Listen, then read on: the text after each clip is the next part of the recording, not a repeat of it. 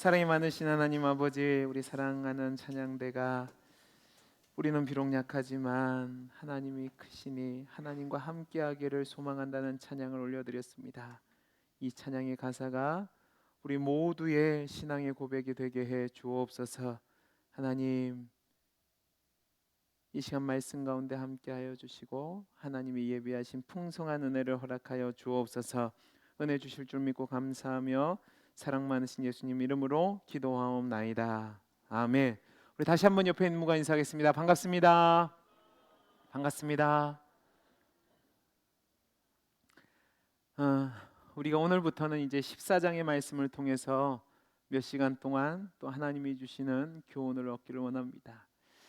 우리는 지난 3주간 동안 사무엘상 13장에 기록된 말씀을 통해서 사울의 불신앙으로 인한 실패의 모습을 찾아봤습니다.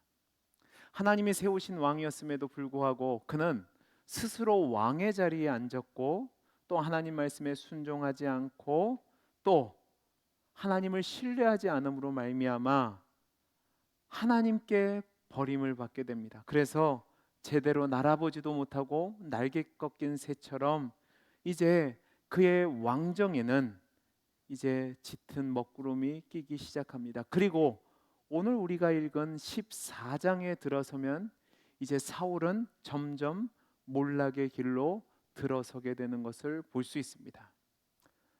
14장을 보면 내용상으로 보면 분명히 블레셋과의 전쟁에서 하나님의 은혜로 승리하게 됩니다. 근데 그런데도 불구하고 그것이 사울 왕의 몰락의 과정이라고 말씀드리는 것은 무엇이냐면 사울의 믿음 없고 연약하고 어리석은 모습을 통해서 큰 승리를 놓치게 됩니다.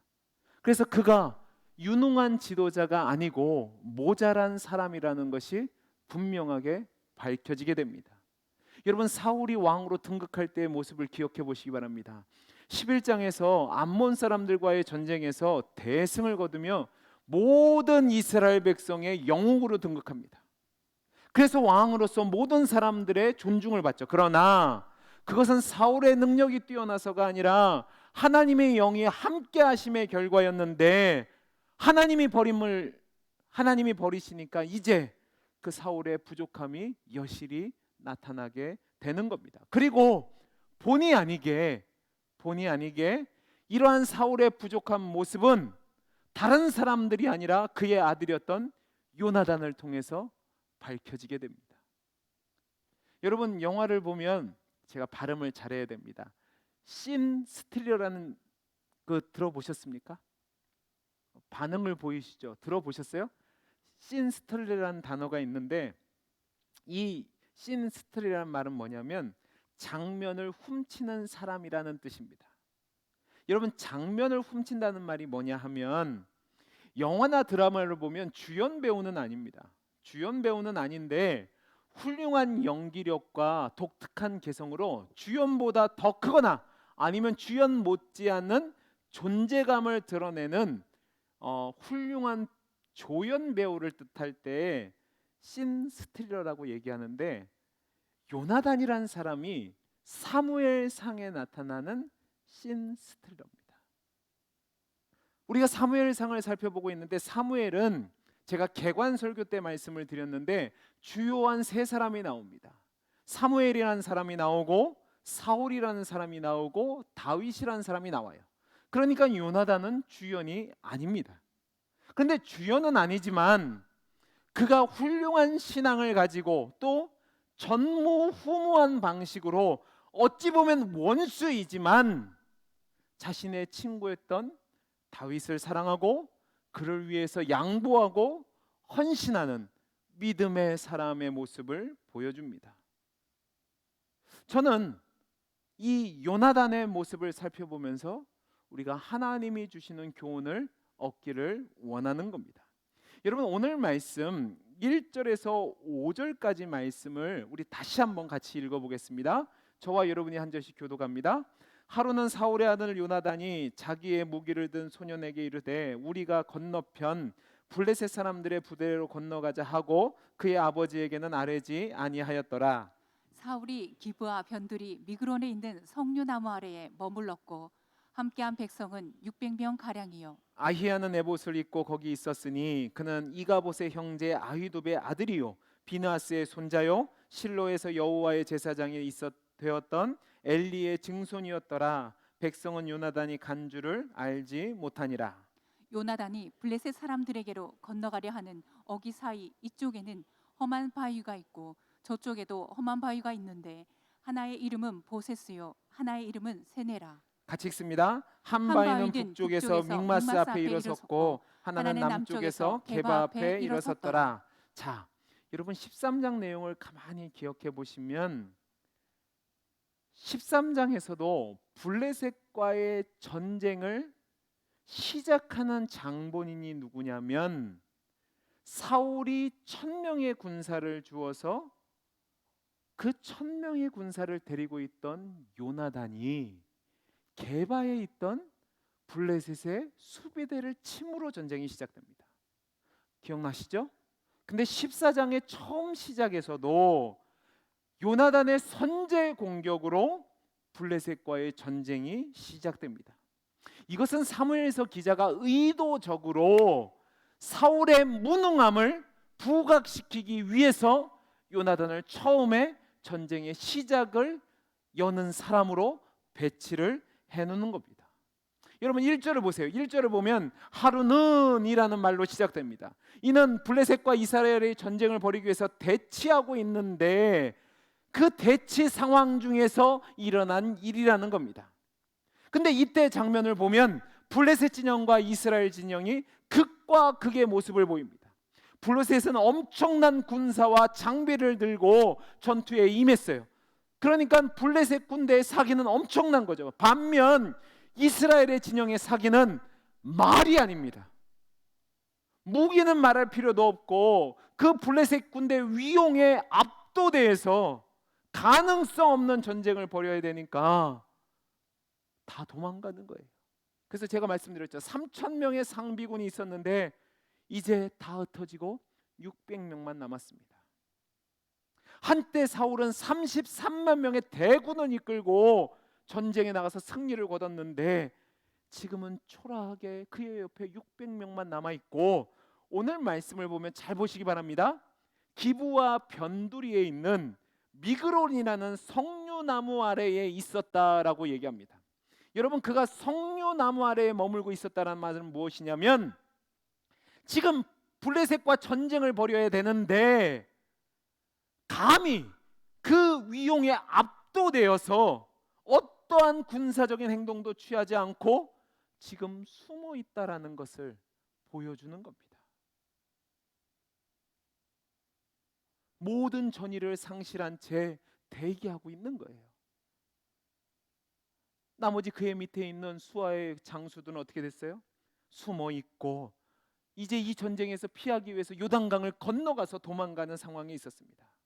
근데 여러분 오늘 말씀을 보면 더 암울한 상황임을 보여주는 말씀이 3절에 나옵니다. 여러분은 그냥 성경을 읽을 때 제가 늘 말씀드리죠. 그냥 지나치시면 안 되고 우리가 늘 의문을 갖고 왜 이 말씀이 여기 있나를 생각하면서 대하셔야 되는데 여러분 3절을 보시기 바랍니다. 우리 3절을 다시 한번 읽어보죠. 시작. 아히야는 예봇을 입고 거기 있었으니 이는 이가봇의 형제 아히두베의 아들이요 비느하스의 손자요 실로에서 여호와의 제사장이 되었던 엘리의 증손이었더라. 백성은 요나단이 간 줄을 알지 못하니라. 여러분 지금 사울이 함께한 사람이 누구죠? 아히야라는 사람이에요. 아히야라는 사람이 에봇을 입고 있는데 이 아히야가 누군지를 밝히는데 엘리의 증손이고 그 다음에 비느하스의 손자고 아히두베의 아들인데 그 아히두베 누구냐? 이가봇의 형제랍니다. 그러니까 지금 이 아히야라는 선지자가 엘리의 후손임을 보여주고 있는 거예요. 근데 그 엘리의 후손임을 보여준데 뭐부터 시작하냐? 이가봇이라는 단어부터 시작합니다. 여러분 이가봇이 뭐죠? 하나님의 영광이 떠났다, 영광이 없다라는 거예요. 엘리의 집안은 하나님 앞에 범죄함으로 말미암아 이미 몰락한 집안이었다는 말입니다. 그런데 그 몰락한 집안의 사람이 사울과 함께 있어요. 그럼 이것은 뭘 보여주냐? 앞으로 엘리의 집안이 망한 것처럼 사울도 그렇게 하나님의 영광이 없어서 망하게 될 것이라는 것을 암시적으로 예고하고 있는 겁니다. 이런 암울한 상황 속에서 1절을 보면 요나단이라는 사람이 아버지 몰래 자기의 무기를 든 소년과 함께 진을 빠져나와 블레셋 군영의 진영으로 쳐들어간 것으로 이야기를 시작합니다. 여러분 4절과 5절을 같이 한번 읽어보죠. 4절 5절입니다. 시작. 요나단이 블레셋 사람들에게로 건너가려고 하는 어기 사이에 이쪽에는 험난한 바위가 있고 저쪽에도 험난한 바위가 있는데 하나의 이름은 보세스요 하나의 이름은 세네라. 한 바위는 북쪽에서 믹마스 앞에 일어섰고 하나는 남쪽에서 게바 앞에 일어섰니라. 자 보세요. 사울의 진영을 빠져나온 요나단이 블레셋 진영으로 가기 위해서는 보세스와 세네라는 거대한 바위 사이에 형성된 계곡을 지나야 되는데, 여러분 이 계곡이 어떤 건지 제가 영상으로 좀 보여드리겠습니다. 이게 드론으로 이 지역을 촬영한 건데 한번 보시기 바랍니다. 집사님 영상 좀 보여주세요. 제가 지난주에 이걸 사진으로 보여드렸습니다. 이게 지금 믹마스와 그 다음에 게바 사이의 계곡인데 한번 보시기 바랍니다.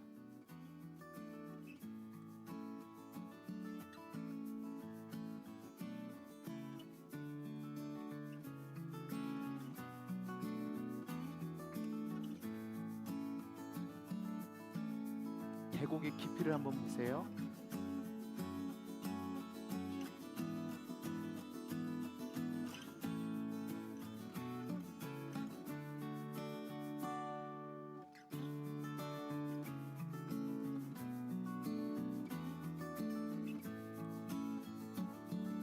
저만큼 깊은 겁니다.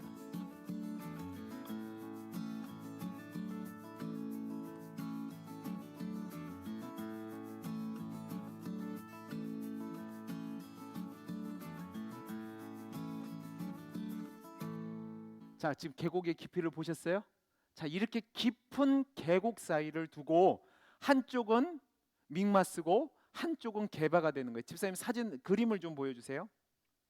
자, 그림을 보면 저 위에 믹마스라는 곳이 보이세요? 그다음 대답을 해주시죠. 위에 믹마스가 보이세요? 그다음에 밑에는 게바가 보이세요? 그다음에 파란색으로 제일 밑에 보면 기브아가 보이세요? 자, 그러면 잘 보세요. 믹마스에 있었는데 지금 요나단이 게바에 있던 블레셋 수비대를 공격했습니다. 그러니까 블레셋 사람들을 몰고 와서 어디에 있냐면 믹마스에 진을 친 거예요.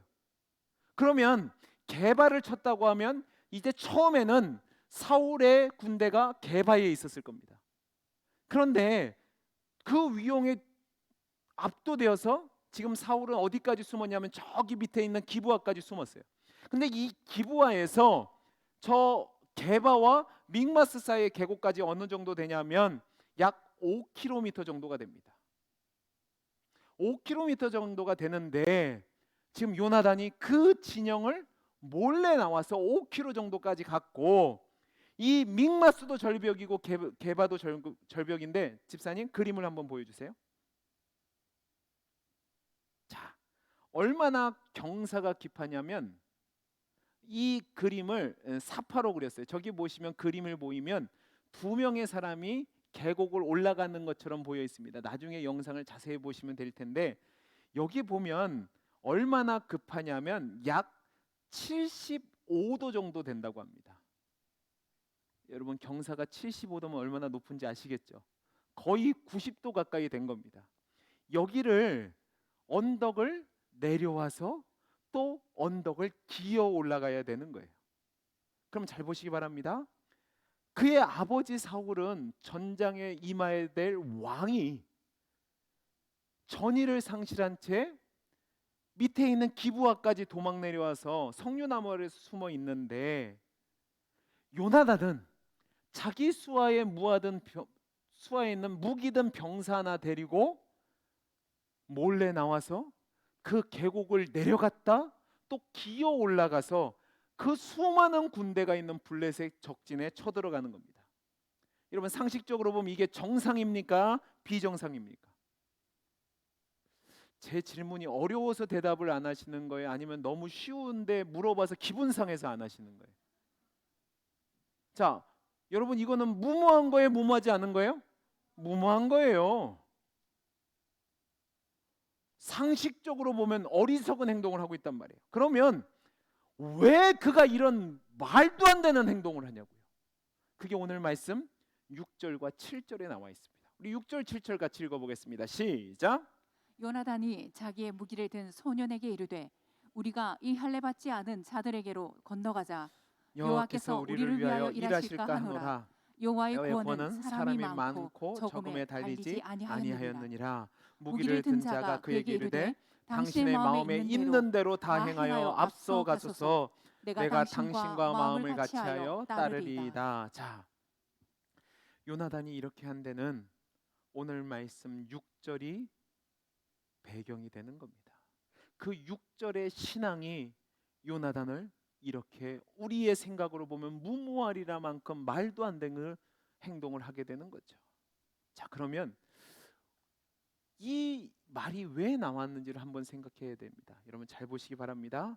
지금 전쟁이 벌어져야 되는데 아버지는 두려움 가운데 게바에 있어야 되는데 뒤로 밀려와 있습니다. 이 상황 속에서 요나단은 그 상황을 보고 여러 가지를 생각했을 겁니다. 그 생각 중에 요나단이 가장 먼저 생각한 것인데 그것이 무엇이냐면 이스라엘 백성의 정체성이었습니다. 제가 왜 이스라엘 백성의 정체성이라고 얘기하냐면 6절 말씀을 보면 이렇게 되어 있습니다. 우리가 이 할례 받지 않은 자들에게로 건너가자라는 말이 나옵니다.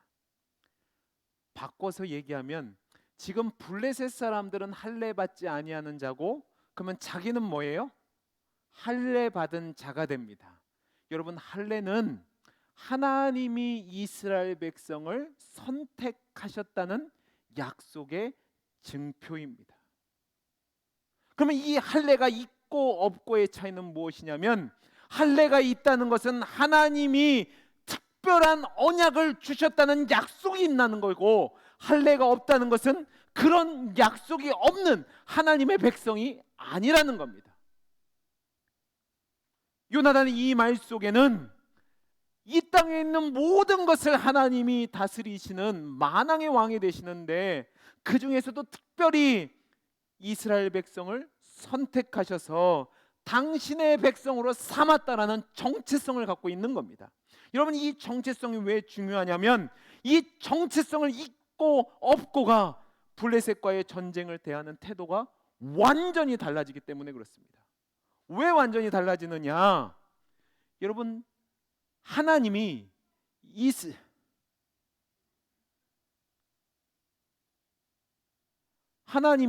이스라엘의 왕을 세우신 때 왕에게 준 사명이 있습니다. 9장 15절 16절을 가보시기 바랍니다. 사무엘상 9장 15절 16절 우리 같이 한번 읽어보겠습니다. 시작. 사울이 오기 전날에 여호와께서 사무엘에게 알게 하여 이르시되 내일 이맘때에 내가 베냐민 땅에서 한 사람을 내게로 보내리니 너는 그에게 기름을 부어 내 백성 이스라엘의 지도자로 삼으라. 그가 내 백성을 블레셋 사람의 손에서 구원하리라. 내 백성의 부르짖음이 내게 상달되었으므로 내가 그들을 돌보았노라 하셨더니 자 보세요. 이 말씀은 하나님이 사무엘에게 이스라엘 왕으로 사울을 선택하시고 그에게 기름을 부을 수 있도록 알려주시는 가운데 주시는 말씀이에요. 여기 보면 이스라엘 왕 된 자의 가장 큰 사명이 나옵니다. 그것은 무엇이냐면 이스라엘 백성을 블레셋의 손에서 구원하는 거예요. 자, 이게 얼마나 중요한지 보시기 바랍니다. 지금 요나단은 지금 이 전쟁을 왜 벌이고 있는지를 생각하다가 아버지를 통해서 들었던 이 이야기가 생각난 겁니다. 그러면 이스라엘의 왕은 이스라엘 백성, 어떤 백성이야? 하나님이 택한 이스라엘 백성을 블레셋 손에서 건져내야 될 사명이 있는 것이고, 그러면 이 블레셋과의 싸움은 하나님의 백성을 블레셋의 압제에서 구원하고자 하는 하나님의 뜻을 이루는 전쟁이 되는 겁니다. 말 그대로 독립전쟁이 되는 거죠. 영토를 넓게 확장하려고 하는 것도 아니고, 자신의 왕권을 확립하려는 것도 아니고, 하나님이 맡겨주신 백성들의 생존권을 위해서 치르는 전쟁이 되는 거예요. 그러면 지금 요나단은 이 전쟁에 임하는 것이 내 개인적인 사리사욕으로 임하는 것이 아니라 하나님의 종으로서 하나님의 뜻을 이루는 전쟁이 되는 거예요. 그러면 이 전쟁에 나 혼자 가요? 누가 함께 해요? 하나님이 함께 하시니까 무모하리라만큼 전쟁에 임하는 겁니다. 그리고 또 한 가지 아주 중요한 말씀이 나오는데, 실은 오늘 저와 여러분이 깊이 묵상해야 될 내용이 그 내용입니다. 그것이 무엇이냐면, 이 전쟁에 임하는 요나단의 믿음의 고백입니다. 자, 6절을 다시 한번 읽어보겠습니다. 6절을 다시 한번 읽죠. 시작. 요나단이 자기의 무기를 든 소년에게 이르되 우리가 이 할례 받지 않은 자들에게로 건너가자. 여호와께서 우리를 위하여 일하실까 하노라. 여호와의 구원은 사람이 많고 적음에 달리지 아니하였느니라. 아니하였느니라. 잘 보세요. 여기 보면 요나단의 믿음이 나오는데, 그 믿음은 무엇이냐면 바로 하나님의 능력이 무한하다는 겁니다. 그 하나님의 능력의 무한하심 때문에 구원이 사람의 많고 적음에 있는 것이 않다라고 이야기하는 겁니다. 하나님에 대한 절대적인 확신과 믿음의 고백인 거죠.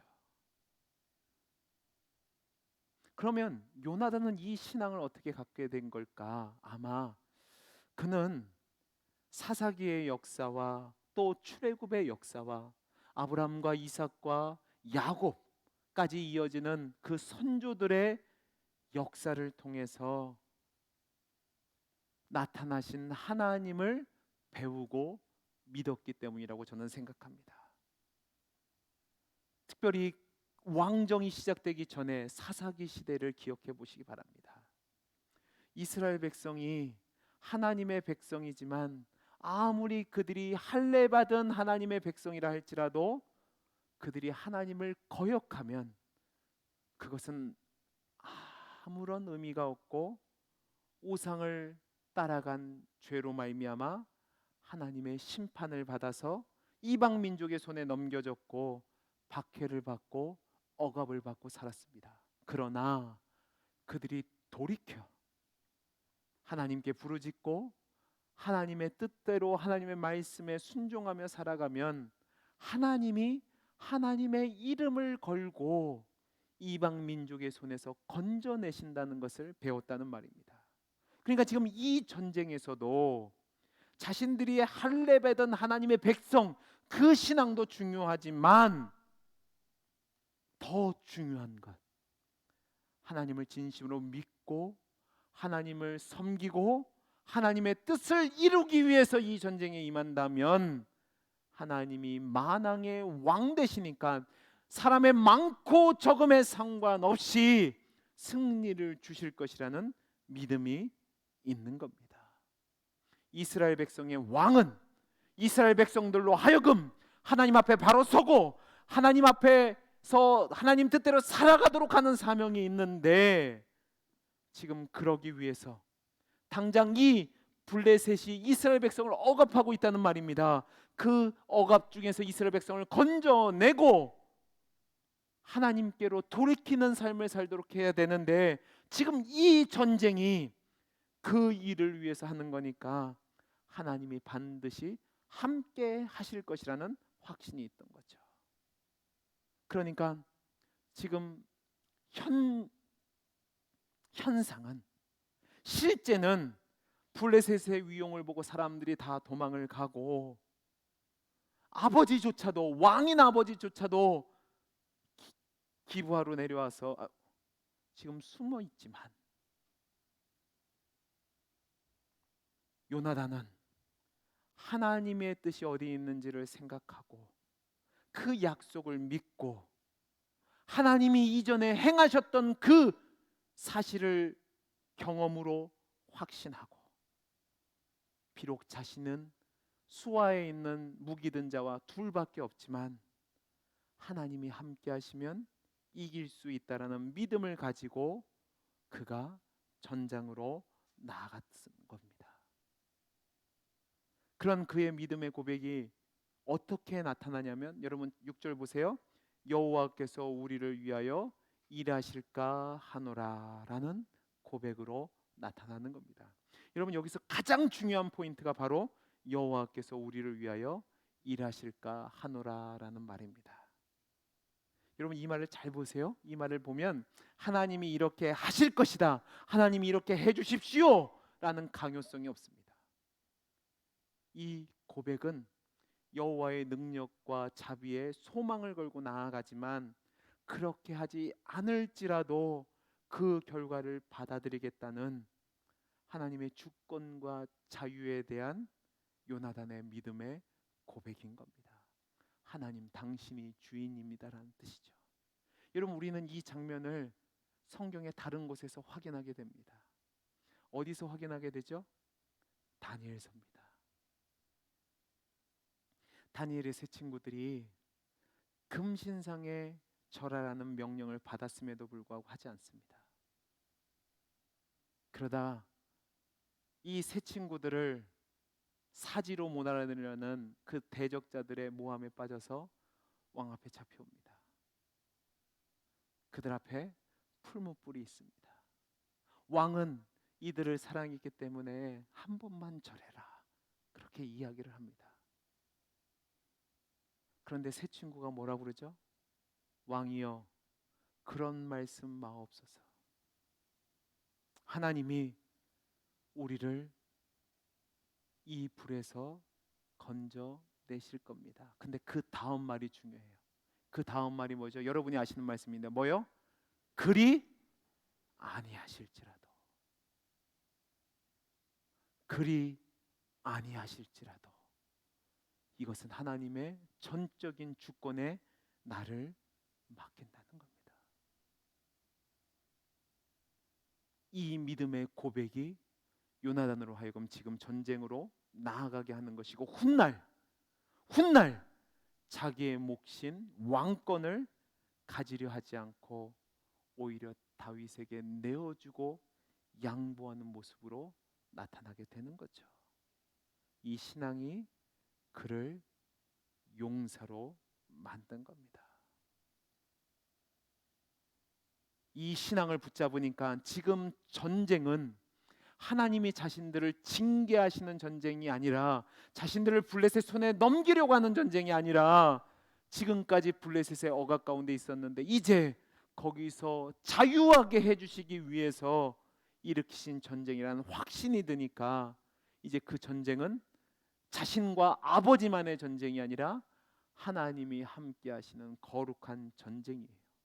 그러니까 용기가 생기고, 그 용기로 무모하리라 만큼 어려운 상황이지만 용기 100배에서 나아가는 겁니다. 그리고 그 전쟁에 임하는 요나단의 마음은 어땠을까? 이 말도 안 되는 전쟁에 내가 나아간다. 근데 하나님이 승리케 하셔서 작은 승리를 거두면 그 승리가 불씨가 돼서 내가 비록 죽는다 할지라도 아버지 사울과 백성들이 하나님이 함께 하심을 보고 전쟁에 임하게 될 것이다 라는 믿음으로 이 전쟁을 벌인 거죠. 저는 이 요나단의 모습을 통해서 오늘 저와 여러분의 모습을 점검해 보기를 원합니다. 여러분에게 질문을 던지겠습니다. 여러분은 하나님이 여러분을 다스린다는 것을 믿으십니까? 자, 아멘 하셨습니다. 그러면 여러분은 또 한 가지 질문을 드릴 건데, 여러분은 삶의 현장에서 하나님이 여러분 삶의 통수권자가 된다는 사실도 믿으십니까? 아멘 하셨습니다. 자, 제가 하나님이 우리의 통치자가 되시냐는 것에 여러분이 아멘 하셨고, 통수권자가 되시냐에 대해도 아멘 하셨습니다. 그런데 여러분, 우리의 믿음이 하나님이 우리의 통치자로 믿는 것과 통치자로서 우리의 통수권자가 되는 것을 믿는 것은 다릅니다. 아무리 통치자라고 해도 친히 내 삶의 통수권자라고 되는 믿음을 갖는 것은, 이것은 그냥 보통 믿음이 아니라 하나님께 전적으로 나를 맡기는 신앙이 되는 겁니다. 우리는 하나님이 만유의 주라고 고백을 하고 믿는데, 친히 그 하나님이 내 삶에 함께 하시고 나를 위해서 싸워주신다는 것을 믿지 않을 때가 많이 있습니다. 그러니까 상황과 환경을 보고 지레 겁을 먹고 낙심하고 절망하고 무서워 도망을 하거나 포기하는 겁니다. 지금 여러분이 처한 삶의 현장을 보시기 바랍니다. 여러분이 처한 현장이 무엇입니까? 가정입니까? 직장입니까? 자녀 양육입니까? 아니면 병마와 싸우고 계십니까? 그 싸움에 임하는 여러분의 자세는 어떻습니까? 정말로 하나님의 주권을 믿으십니까? 그리고 그 하나님이 그 삶의 현장에서 싸움에서 여러분과 함께 하시고 아무리 작은 문제라도 다 주장하고 친히 다스리고 인도하심을 믿으십니까? 이 믿음이 있느냐 없느냐에 따라서 우리의 삶의 질이 달라집니다. 우리 하나님은 법을 내시고 그 법이 이루어지는지 안 이루어지는지 감찰만 하시는 하나님이 아닙니다. 모든 것의 주권자 되시지만 우리가 하나님을 신뢰하고 의지할 때 혼자 우리를 두지 아니하시고 우리와 함께 하시는 임마누엘 되신 하나님, 여기까지 도우시고 인도하시는 에베네셀 되신 하나님으로 우리와 함께 하신다는 말입니다. 그 하나님이 있으면, 그 하나님이 나와 함께 하면 겁날 게 무엇이고 두려울 게 무엇이겠습니까?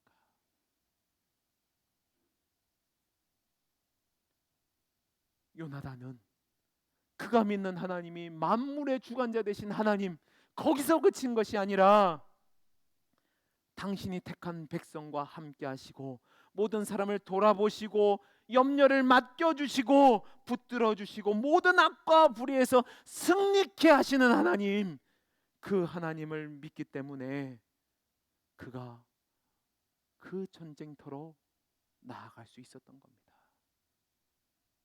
여러분의 앞을 가로막는 거대한 계곡은 무엇이고 여러분 앞을 가로막는 그 수많은 블레셋의 군대는 무엇입니까?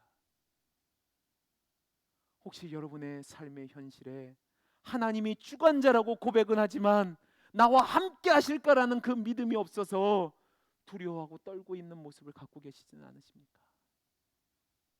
부끄럽지만 제 얘기를 할게요. 제가 요즘 고민이 많았습니다. 어떤 고민이냐면 자녀를 키우는데 고민이 있는 겁니다. 자녀들을 앞날을 생각해 보니까 제 능력에 한계가 있는 거예요. 제가 돈이 많은 것도 아니고 실력을 준 것도 아니고 그 다음에 저한테 의지해서 살아갈 수 있을 만큼 제가 능력이 안 돼요. 열심히 후원한다고 해도 늘 부족한 것 같아요. 그러니까 걱정이 되는 겁니다. 어떻게 하지? 어떻게 하지? 근데 이 설교를 준비하면서 제 삶을 돌아보게 됐습니다. 제가 제 인생에 터닝 포인트가 있었다고 여러분에게 몇 번 말씀을 드렸습니다. 그때가 언제냐면 제가 실패했을 때입니다. 아무것도 없었습니다. 정말 절벽과도 같은 상황이었습니다. 사랑하는 사람들은 떠나고요, 믿었던 사람은 배신하고요, 몸은 아프고요, 사역을 할 수 없어서 1년 동안 대인기피증에 걸려서 아무도 못 만났습니다. 그리고 항암 치료에 준하는 치료를 받아야 됐습니다. 머리는 다 뽑히죠. 그리고 집이 없으니까 부모님 집에 얹혀서 살았습니다. 소망이 없었어요. 그때 제가 할 수 있는 것은 기도밖에 없었습니다. 기도했죠. 하나님, 이게 뭡니까? 처음에는 원망하고 불평하고 도대체 이게 뭡니까? 그랬습니다. 근데 기도하는 가운데 하나님이 저뿐만 아니라 제 아내에게 응답을 주셨습니다. 물론 어려운 시간을 보냈습니다. 근데 지나고 보니까 하나님이 함께 하시고 여기까지 인도해 주셨다는 말입니다. 여러분, 제가 우리 교회 담임 목사 된 거 여러분은 그냥 별일 아니라고 생각하실 수 있지만 저한테는 기적입니다. 제가 줄이 있습니까? 백이 있습니까? 실력이 있습니까? 제가 부산 쪽으로는 오지 않겠다고 다짐을 하고 다짐을 했다니까요. 근데 우리 청빙위원들이 저한테 하신 얘기를 보면 하나님의 인도하심으로 여기까지 온 겁니다. 제가 할 수 있었던 게 있었을까요? 아니요. 그러면 그 인도하시는 하나님이 저희 자녀들은 어떻게 할까요? 하나님을 믿고 신뢰하고 맡기면 되는 거죠. 여러분도 마찬가지입니다. 여러분 앞을 가로막고 있는 그 수많은 블레셋의 군대들이 있습니까? 계곡이 있습니까? 어떻게 하시겠습니까? 하나님을 믿고 하나님을 의지하는 귀한 하나님의 사람이 될 수 있기를 간절히 소원합니다. 하나님이 함께 하시고 인도하신다는 약속을 믿으십시오. 그리고 나를 통해서 이루실 역사를 기대하고 하나님께 여러분의 인생을 맡겨 보십시오. 그러면 그 다음부터는 그 모든 일들이 여러분의 일이 아니라 하나님의 일입니다. 하나님이 함께 하시고 승리케 하시고 이기게 하실 겁니다. 그 신앙을 가지고 살아가는 저와 여러분이 되기를 간절히 소원합니다. 기도하겠습니다. 사랑이 많으신 하나님 아버지, 우리 앞에 블레셋과 같은 대적들이 있고 너무나도 높은 계곡과 절벽이 있습니다. 하나님, 어떻게 해야 될까요? 두려워 떨 수밖에 없는 상황이지만, 도망갈 수밖에 없는 상황이지만, 절망할 수밖에 없는 상황이지만, 나와 함께 하시고 나를 인도하시고 승리케 하시는 그 전능하신 하나님을 믿는 믿음으로 하나님의 주권을 인정하며 그 믿음의 전장으로 담대히 나아가는 우리 모든 성도님들이 되게 해 주옵소서. 그리고 그곳에서 승리케 하신 하나님을 경험하게 하시고 그 승리의 하나님을 증거하는 복된 삶을 살게 해 주옵소서. 은혜 주심을 감사하며 사랑 많으신 예수님 이름으로 기도하옵나이다. 아멘.